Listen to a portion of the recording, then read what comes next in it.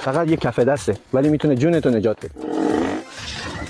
شروع فصل سرما و اومدن برف توی استان گیلان میخواستم یه ترفند رو بهتون یاد بدم که بتونین تو شرایط اورژانسی خودتون رو نجات بدید. بنزین و نفت یک مایعه که احتمال ریختن داره یا از دست دادن داره توی طبیعت، ولی اگر کوهنوردی، اگر آفرودبازی یا موتورسواری، حتما توی وسایلت یه چسب آبکی بده. این چسب میتونه توی مواقع اورژانسی، مثلا راهتو گم کردی، شب قراره بمونی، گاهی خرابی پیش اومده نیاز داری که سریع آتیش کنی و هیزوما خیسن، نمیشه سریع به اشتعال رسوندشون. با استفاده از این هم توی باد، هم توی بارون، هم توی خیسی میتونی جونتو نجات بدی. شاخه‌های ریز رو انتخاب کن. حتی اگر کاملا به برف آغشته بشه و خیس هم باشه، فقط کافیه چند قطره از این چسب رو روی اون شاخه ها بریزی، بهش یه فندک بزنی.